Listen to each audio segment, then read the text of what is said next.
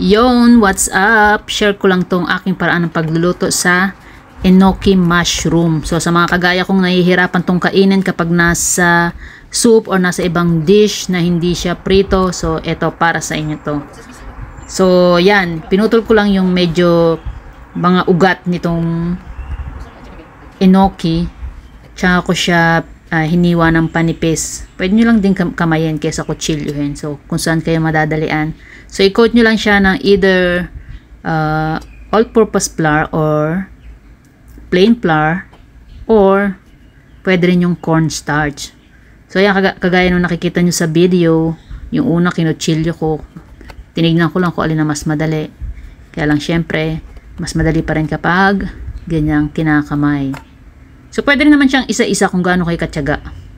So, yan. Pagkatapos ko siyang i-coat ng harina, kumuha ako ng isang itlog. Kapag kulang, dalawahin nyo, bahala kayo. So, tinimplahan ko lang siya ng konting fresh milk, asin, tsaka paminta. Ayan, kung tinatamad kayo, katulad niyan, ibuhos nyo na lang sa enoking na balutan na ng harina. So kapag sinisipag naman kayo, so isa-isa nyo siyang isawsaw sa may binating itlog. So yan, katamaran ko lang yan, kaya ganyan. So kung saan kayo komportable, gawin nyo kung ano yung gusto nyo. So yan, i-coat lang natin maigi ng egg. Kapag kulang, magbati na lang kayo ulit ng another egg. So dahil wala akong breadcrumbs, so pwede rin naman breadcrumbs, kaya lang wala kasi ako, kaya etong crackers yung madalas kong ginagamit kapag wala nun. Pwede rin naman yung cornflakes. So, ang gawin nyo, dikdikin nyo lang siya, katulad nyan. Pwede rin naman kutsarain lang, dahil malambot naman tong biscuit. So, kutsara or tinidor. Pero mas madali kapag binote. Or durugin nyo rin sa pamamagitan ng kamay. So, bahala pa rin kayo kung saan kayo komportable. So, yan, pagkatapos ko madurog, nilagyan ko lang siya ng seasoning powder. Pwede rin namang asin or kahit anong pampalasa. So, nilagyan ko rin ng paprika at paminta. So, durugin ko lang ng medyo maayos. Yung mga medyo malalaki, durugin ko lang ng konti. So, yan. Pagkatapos nung sa itlog, idiretso nyo naman dito sa ating dinurog na biscuit or breadcrumbs. So, yan. I-coat nyo lang siya maayos. So, kung wala naman kayo kahit ano, okay lang din. Diretso nyo na lang prito pagkatapos nyo isawsaw sa harina at sa itlog. Same pa rin yan. Crunchy pa rin yan. So, ito namang biscuit na to, dagdag ano lang to. Dagdag volume, dagdag lasa, dagdag lutong.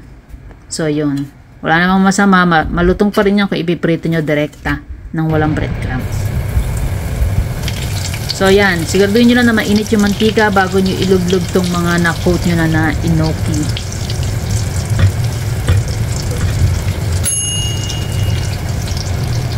Prito nyo lang hanggang maluto. So, yan.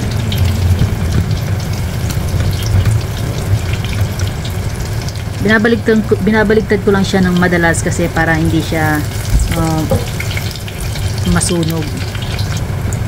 Medyo makapal kasi yung una kong hiwa, kaya mahirap siyang yung pinakabukong niya mahirap prituhin, mas matagal maluto.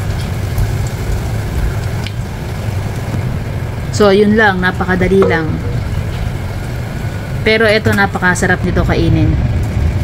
Kaya kung nagustuhan mo yung video na to, like, share, subscribe.